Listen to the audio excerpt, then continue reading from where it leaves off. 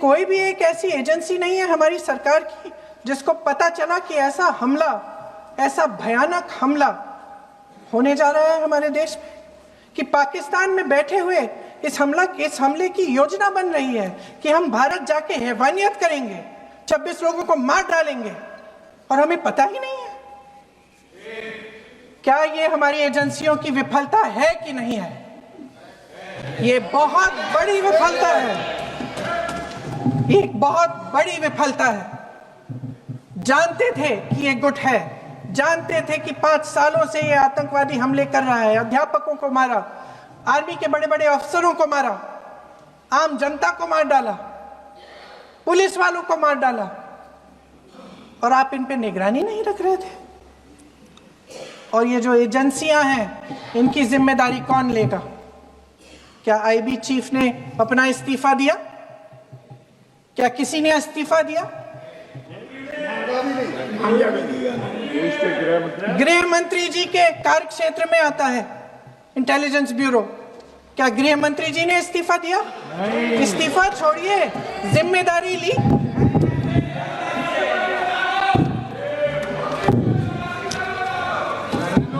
साहब देखिए, इतिहास की बात आप करिए, मैं वर्तमान की बात करना चाहती हूँ। आपको तो एक बहाना चाहिए, आपको तो एक बहाना चाहिए। पूरे परिवार का नाम गिनवा देते हैं। अरे अपनी जिम्मेदारी खुद लीजिए। 11 सालों के लिए तो सत्ता में आप हैं। नेहरू को छोड़ नहीं रहा। कल माननीय गौरव गोगोई जी ने अपने भाषण में पूछा गृह मंत्री जी से, क्या आपकी जिम्मेदारी नहीं थी? मैं देख रही थी। राजनाथ जी, रक्षा मंत्री जी यूं यूं अपना सर हिला रहे थे, कुछ बोले नहीं। अंदर से ये महसूस हुआ होगा कि यहाँ कुछ जिम्मेदारी थी, लेकिन माननीय गृह मंत्री महोदय जी हंस रहे थे, वे हंस रहे थे।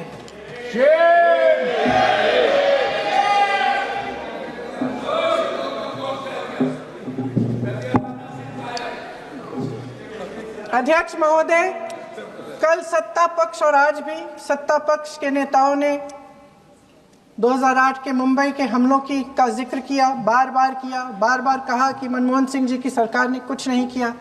ये तो जानकारी होगी ना कि उसी समय जब वो आतंकवादी हमला चल रहा था, तभी उन आतंकवादियों को मार डाला था, एक बचा था और उसको भी फांसी दे दी थी 2012 में। महाराष्ट्र के मुख्यमंत्री ने इस्तीफा दिया।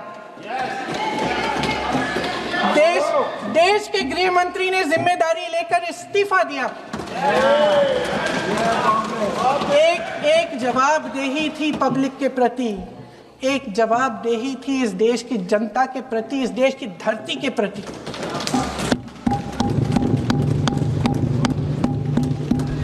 राजनाथ जी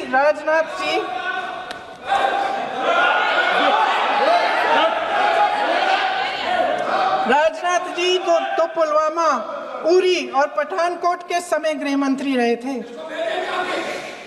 आज वे रक्षा मंत्री हैं और हमारे गृह मंत्री महोदय श्री अमित शाह जी के नाक के नीचे पूरा मणिपुर जल गया, दिल्ली में दंगे हुए, पहलगाम में हमला हुआ और आज भी वे उसी पद पर बैठे हैं। क्यों? अध्यक्ष महोदय, बमबारी से अखबारों के हेडलाइन बनते हैं, मगर कहानी सुरक्षा में की चूक में भी है।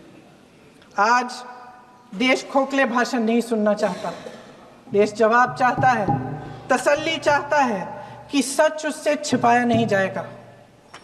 देश जानना चाहता है कि उस दिन अप्रैल 22, 2025 को क्या हुआ और क्यों हुआ। आप तो खुद अपनी पीठ थपथपाने में लगे रहते हैं। सेना, देश, संसद से सच छुपाते हैं। ऑपरेशन सिंदूर जब शुरू हुआ, हम सब ने समर्थन किया, सब एकजुट होकर खड़े हो गए इस देश के लिए। दोबारा होगा, दोबारा खड़े हो जाएंगे। अगर हमारे देश पे हमला होता है तो यहाँ इस सदन में किसी भी पार्टी का हो, कोई भी हो, सब आपका समर्थन करेंगे। और हमें अपनी सेना पर गर्व है कि उन्होंने इस बार भी दृढ़ता से लड़ाई लड़ी, धैर्य से लड़ाई लड़ी, वीरता से लड़ाई लड़ी। लेकिन इस ऑपरेशन का सिंदूर का क्रेडिट, उसका श्रेय तो हमारे प्रधानमंत्री जी चाहते हैं। सही भी है, ठीक है, सही है, श्रेय ले।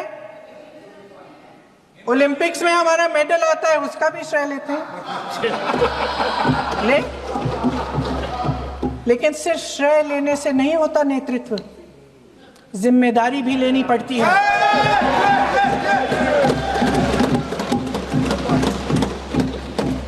देश के इतिहास में ये पहली बार हुआ, देश के इतिहास में ये पहली बार हुआ कि जंग होते होते ही रुक गई।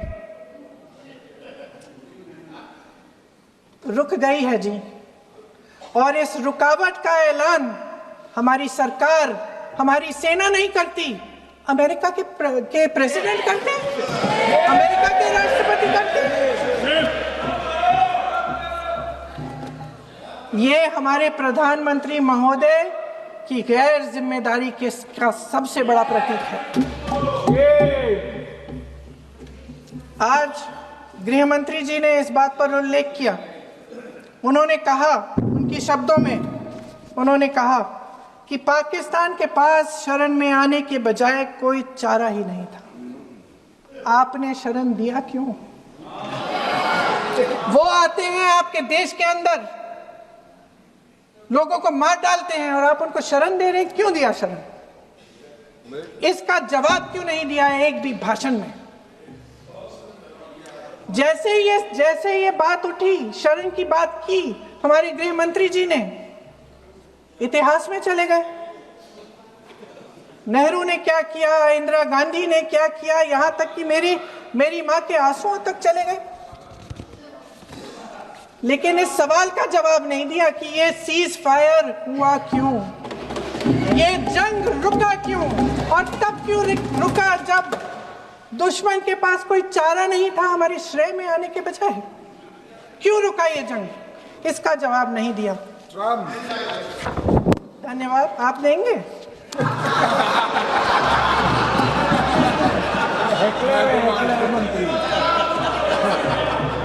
देना भाई, देना। आपको टाइम मिलेगा तो, टाइम नहीं मिलेगा आपको शायद। वैसे महोदय, मेरी माँ की आंसू की बात किए, मैं इसका जवाब देना चाहती हूँ। मेरी माँ के आंसू तब गिरे जब उनके पति को आतंकवादियों ने शहीद किया, जब वे मात्र 44 साल की थी। और आज अगर मैं इस सदन में खड़ी हूं और उन 26 लोगों की बात कर रही हूं, मैं इसलिए कर रही हूं क्योंकि मैं उनका दर्द जानती हूं, महसूस करती हूं।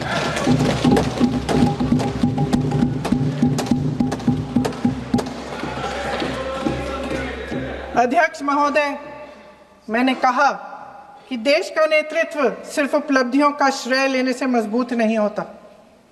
सफलता और विफलता दोनों की जिम्मेदारी लेने से बुलंद होता है। ये सोने का ताज नहीं है, कांटों का ताज है।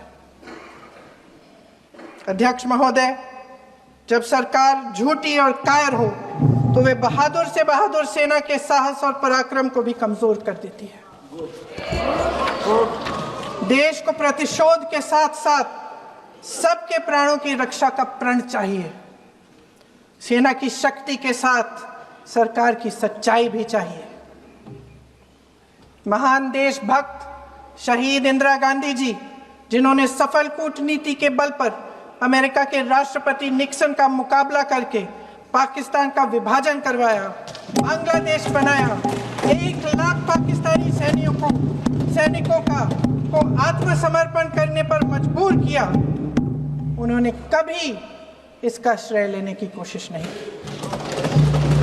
ऑपरेशन सिंदूर का मकसद अगर पाकिस्तान को सबक सिखाना था तो शायद ये मकसद अभी अधूरा है, क्योंकि हमारी कूटनीति विफल रही है। इसका प्रमाण यही है कि ऑपरेशन सिंदूर के बाद एक पाकिस्तानी जनरल जिसके हाथ खून से रंगे थे, अमेरिका के राष्ट्रपति के साथ बैठकर लंच खा रहे थे। अगर ऑपरेशन सिंदूर का मकसद आतंकवाद को खत्म करने का था, तो पाकिस्तान को संयुक्त राष्ट्र के आतंकवाद विरोधी समिति का अध्यक्ष चुने जाने से इस मकसद को धक्का लगा है। इसकी जिम्मेदारी कौन लेगा? क्या हमारे प्रधानमंत्री लेंगे? क्या उनमें ये हिम्मत है? नहीं है। अगर इस ऑपरेशन के दौरान हमारे जहाजों का नुकसान नहीं हुआ, तो सदन में इसे साफ साफ कहने से क्या डर है? क्यों नहीं कहा है?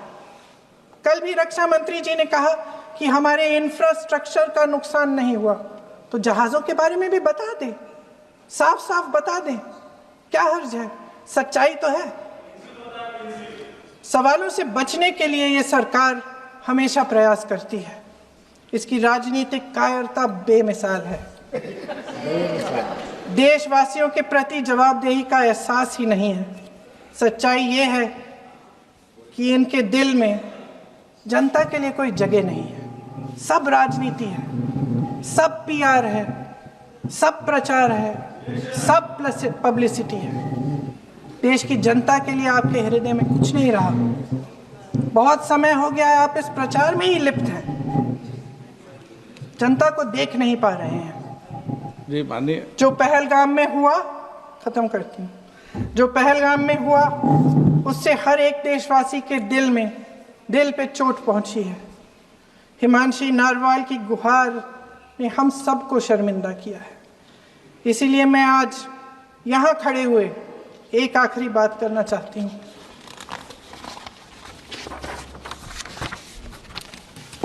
इस सदन में लगभग सभी के पास सुरक्षा है, सुरक्षा की व्यवस्था है। हम जहां भी जाते हैं हमारे साथ सुरक्षा कर्मी आते हैं। आपको भी मिल जाएगी, आप मंत्री बन जाएंगे, आपको भी मिल जाएगी। मैं मजाक की बात नहीं कर रही हूँ, थोड़ा सा धैर्य रखिए। उस दिन पहलगाम में 26 परिवार उजड़ गए। 26 लोगों को अपने परिवार के सदस्य के सामने मारा गया। 26 बेटे, पति, पिता गुजर गए। उनमें से 25 भारतीय थे।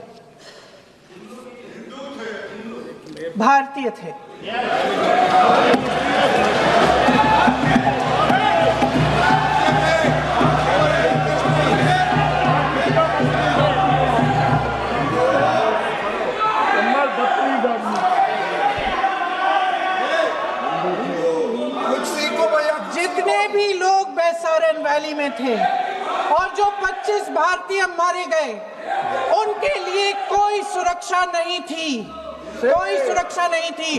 आप कितनी भी ऑपरेशन कर डालें, आप इस सच्चाई के पीछे छुप नहीं सकते, इसे नकार नहीं सकते। आपने उनको सुरक्षित नहीं किया। कोई शर्म नहीं है, कोई शर्म नहीं है, कोई शर्म नहीं है, और ना कभी होगी। सुन लीजिए, सुबह भी मैं शिव मंत्र बोल के आई हूं। इनको क्या पता शिव मंत्र क्या है? कुर्सी मंत्र इनका। खत्म कर लूं अपना भाषण? कुर्सी मंत्र।